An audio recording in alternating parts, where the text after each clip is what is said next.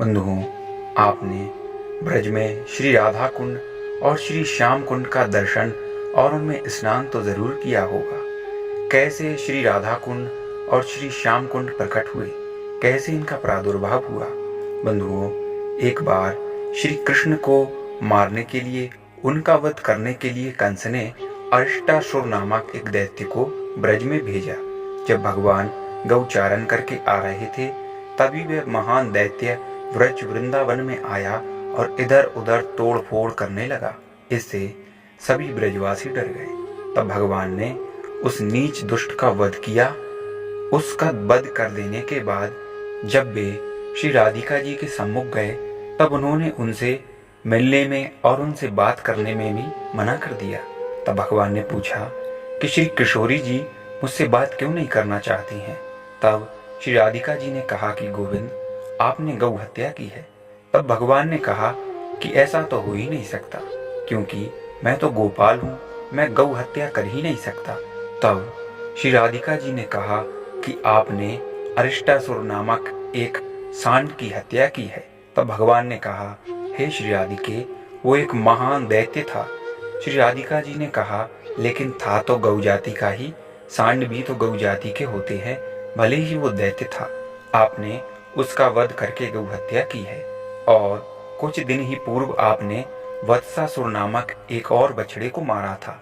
इससे आपको गौ हत्या का पातक लगा है।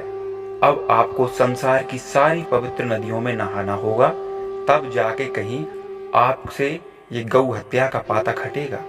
तब श्री कृष्ण ये बात सुनकर हंस पड़े। भगवान ने जैसे ही अपने चरणों से पृथ्वी को दबाया, तभी सारे तीर्थ का जल एक साथ उस कुंड में प्रकट हो गया। राधा रानी व उनकी सखियों के विश्वास के लिए सारे तीर्थों ने सभी के अपने अपने नाम लेकर अपना अपना परिचय दिया। इसके बाद श्री कृष्ण ने उसमें स्नान किया। कार्तिक मास की कृष्ण पक्ष की अष्टमी तिथि की आधी रात को यह घटना हुई और इस कुंड का प्रादुर्भाव हुआ। इस कुंड को श्याम कुंड के नाम से जाना जाता है।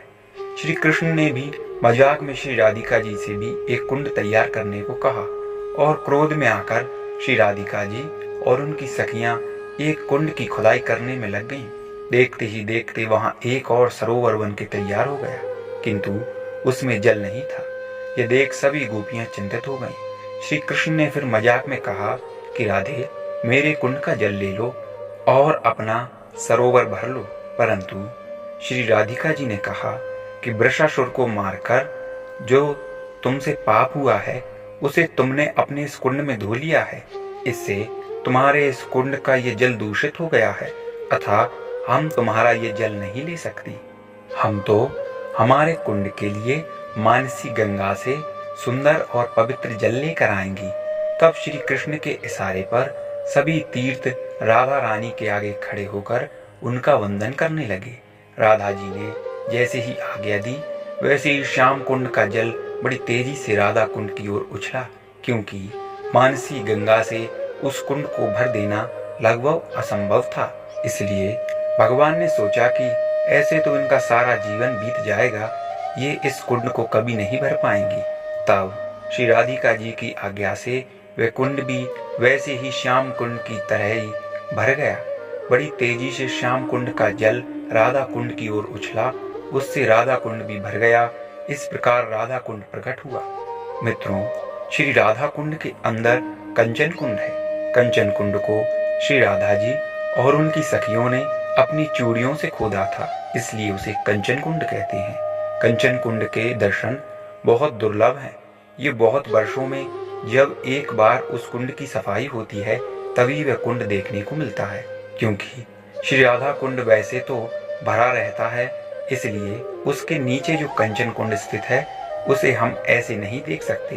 वह तो सफाई के दौरान ही देखा जा सकता है। मित्रों, इस लीला के बाद से भक्त आज भी पहले श्याम कुंड और फिर श्री राधा कुंड में स्नान करके अपने सभी पातकों को धोते हैं। और ऐसा माना जाता है कि जो श्री श्याम कुंड और श्री राधिका जी के इस कुंड में यानी राधा कुंड में स्नान करता है, उसके सारे पाप मिट जाते हैं। इस प्रकार श्री श्याम कुंड और श्री राधा कुंड का प्रादुर्भाव हुआ। इस प्रकार श्री श्याम कुंड और श्री राधा कुंड प्रकट भये हैं।